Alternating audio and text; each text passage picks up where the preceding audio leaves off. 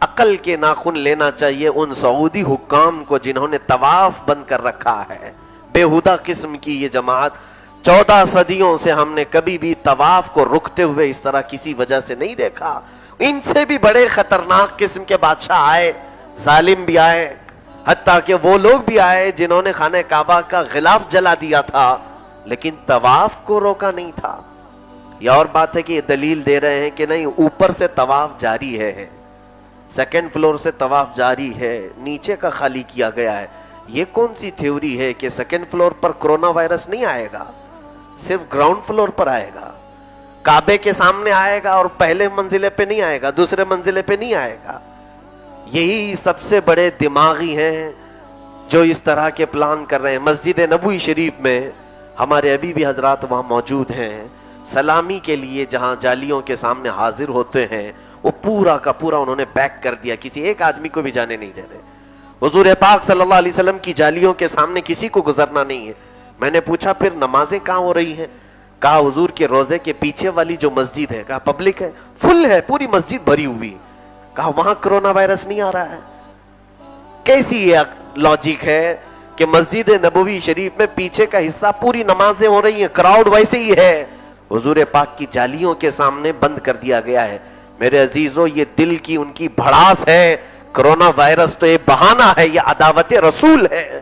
رب ذوالجلال کی دشمنی جو دلوں میں پھیلی ہوئی ہے, یہ یہود و نصارہ کے ایجنٹ جو بیٹھے ہوئے ہیں, ان کا مقصد یہ نہیں ہے کہ کرونا وائرس یہاں آئے گا وہاں آئے گا, بلکہ یہ چاہتے اسی طرح سے ہیں کہ یہ عبادت روکی جائے. قرآن پاک میں اللہ تعالیٰ فرماتا ہے وَمَنْ أَظْلَمُ مِمَّنْ مَنَعَ مَسَاجِدَ اللَّهِ أَنْ يُذْكَرَ فِيهَا اسْمُهُ وَسَعَىٰ فِي خَرَابِهَا. اس سے بڑا ظالم کون ہو سکتا ہے جو اللہ کے گھروں میں اللہ کا ذکر کرنے سے منع کرتا ہے, روکتا ہے, وَسَعَىٰ فِي خَرَابِهَا, اور اس کے برباد کرنے کی کوششیں کرتا ہے. وہ سب سے بڑا ظالم ہے. قرآن کی زبان میں یہی حکام ظالم ہیں جنہوں نے اللہ کے گھر کو طواف سے روکا ہوا ہے. بعض لوگ ہم سے یہ کہہ رہے ہیں مولانا نمازوں کے وقت بھی تو طواف رکتا ہے. تمہیں پتہ نہیں ہے, طواف بھی عبادت ہے, نماز بھی عبادت ہے. وہ روکا نہیں گیا ہے, عبادت ہو رہی ہے. عبادت سے کیوں روکا گیا؟ اور خوف, میں آپ کو بتاؤں, یہ پبلک میں پھیلے گا وائرس, اس کا ان کو ڈر نہیں ہے. پبلک تو کبھی بھی مر جائے. آپ یہ کبھی نہیں سوچتے کہ جو قوم فلسطین کے روزانہ ہلاک ہونے والوں پر کان نہیں دھرتی, ملک شام, یمن, عراق پر لوگوں کی لاشیں ہیں, کبھی کان نہیں دھرتے, ایک وائرس پر اتنا الرٹ کہ سارے ویزے بند, سارے ایئرپورٹ بند, کہ ہلاکتیں نہیں ہوں, کوئی اور نہ مرے. ان کو پبلک کے مرنے نہ مرنے کا کوئی ٹینشن نہیں ہے. خوف ان کو یہ ہے کہ یہ بیماری کہیں ہم ہی نہ کو پکڑ لے, ہم کو ہی نہ پکڑ لے. یہ خوف اس لیے ہے کہ حکام کو اور ان وزراء کو ہی یہ وائرس نہ آ جائے. تمہیں تو پیدائشی وائرس ہے, پہلے ہی سے ہے, جو دماغ میں اس طرح کے خرافات بھرے ہوئے ہیں. اور اللہ نے اگر چاہا تو قرآن میں اللہ فرماتا اینما تکونوا یدرککم الموت ولو کنتم فی بروج مشیدہ. تم جہاں کہیں ہو, اگرچہ مضبوط محل میں بیٹھے ہو, اللہ کی موت, اللہ تعالیٰ کی عطا کی ہوئی موت تمہیں آ کر پکڑ لے گی. میرے عزیزو, اس طرح کے ہیلے بہانے بہتوں نے کیے ہیں. دیکھیں, آپ یقین رکھیں اللہ کی ذات پر. میں نے اس سے قبل بھی کہا, میرے آقا صلی اللہ تعالیٰ علیہ وسلم کی حدیثیں ہمارے لیے سب سے بہترین نمونہ عمل ہے. ان بیماریوں کے لیے کیا کرنا چاہیے ہمیں, میں آپ کو بتاؤں. ہاں, پریکوشن جو کہا جا رہا ہے, پرہیزگاری, یہ صحیح ہے, ٹھیک ہے, احتیاطی تدابیر ٹھیک ہے, ہم بھی اس کو مانتے ہیں.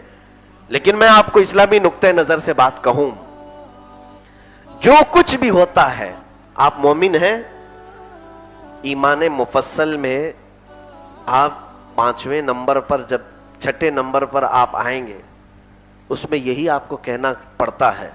یعنی شروع میں کہتے ہیں آمنت باللہ, میں ایمان لایا اللہ پر, وہ ملائکتہ, اور اس کے فرشتوں پر, وہ کتبہ, اور اس کی کتابوں پر, وہ رسلہ, اور اس کے رسولوں پر, والیوم الاخر, اور اس کی, اور قیامت کے دن پر. آخر میں 6 نمبر پر والقدر خیرہ وشرہ من اللہ تعالی, اور اس تقدیر پر کہ ہر اچھائی اور برائی سب اللہ کی طرف سے آتی ہے. یہ ایمان کا حصہ ہے ہمارا. वल्बाअसी बादल मौत, और मरने के बाद दोबारा जिंदा होने पर आपको ये यकीन करके चलना है कि जो कुछ भी होगा वो अल्लाह की तरफ से होगा, अल्लाह के चाहने से होगा। अल्लाह अगर ना चाहे तो हम में से किसी को बीमारी नहीं आएगी।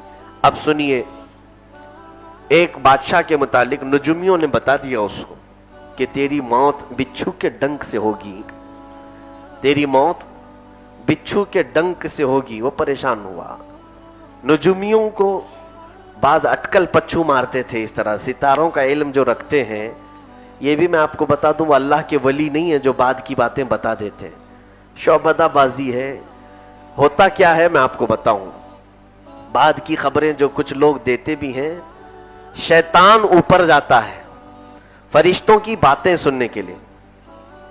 ये सूरह साफात में है, इस तरह का समअ, वो सुनी हुई बातों को चुराता है। अल्लाह ताला अपने बड़े फरिश्तों को जो ऑर्डर देता है, हुक्म देता है, वो बड़े फरिश्ते बाकी दूसरे फरिश्तों को जो हुक्म दे रहे होते हैं, कल ये करना है, इतने दिनों के बाद ये है, तो शैतान वो बातें सुनकर चुराने के लिए जाता है। तो जैसे ये करीब जाता है, फरिश्ते उसको आग से फेंक कर मारते हैं और वो नीचे गिरता है। ये जो तारा टूटता आप देखते हैं, ये शिहाबे साकिब इसको कहा गया, ये शैतान को मार पड़ती है तो भागता है नीचे, कोई तारा नहीं टूटता, फरिश्ते उसे मारते हैं। तो अभी पूरी बात सुनाई नहीं रहता है, आधी सुना रहता है और आधी अपने से मिला लेता है और ला करके ये बाबाओं को सुनाता है, ज्योतिषों को, काहिनों को, जो उसके पुजारी हैं।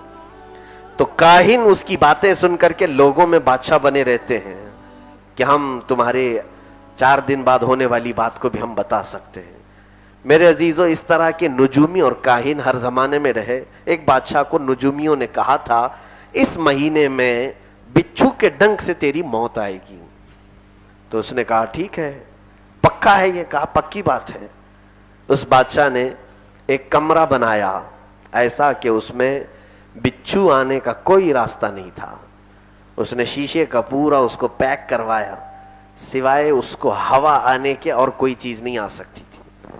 वो मौत का उसका जो दिन नुजुमियों ने बताया था, अंदाजे के मुताबिक बताया होगा, तो वो उस कमरे के अंदर चला गया। वो अपना एक घोड़ा जिसको साथ ले गया, वो बहुत प्यार करता था अपने घोड़े से, हो सकता है एनिमल लवर था, तो वो अपने घोड़े को साथ में लेकर उस कमरे में अंदर है कि ये मौत का वक्त अगर टल गया तो फिर कुछ नहीं होना है।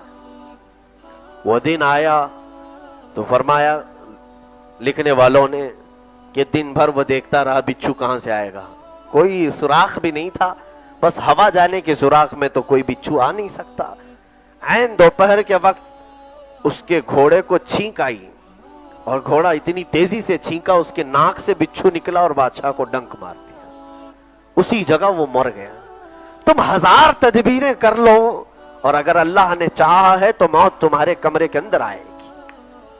मेरे अजीजों, हमारा कुल मिलाकर ये यकीन होना चाहिए कि तदबीर करना हमारी जिम्मेदारी है, हिफाजती, लेकिन मौत, हयात, बीमारी, शिफा सब अल्लाह के दस्ते कुदरत में है। अल्लाह चाहे तो होगा, अल्लाह ना चाहे तो किसी को कुछ नहीं होगा। हरम पाक को बंद करके, मदीने तैयबा को बंद करके, ए मेरे अजीजों, ये कैसे मुसलमान वहां बैठे हुए हैं। दुनिया में तो एक आम मुसलमान भी ये सोचता है कि जिस बीमारी का कहीं से इलाज ना हो वो मेरे मुस्तफा के कदमों में मिल जाएगा। लोग जब बीमारियों से थक जाते हैं तो वहां चले जाते हैं कि अल्लाह के हरम पाक में बैठ जाऊं, जमजम पी लो। इन्होंने जमजम को भी बंद कर दिया है, जमजम को बंद करके रखा है, जबकि हदीस पाक में साफ लिखा है। यह हदीस तो पूरे हरम में इन्होंने खुद लिख करके लगाया है, ये सारे सऊदी हुक्काम ने लिख करके भी लगाया है।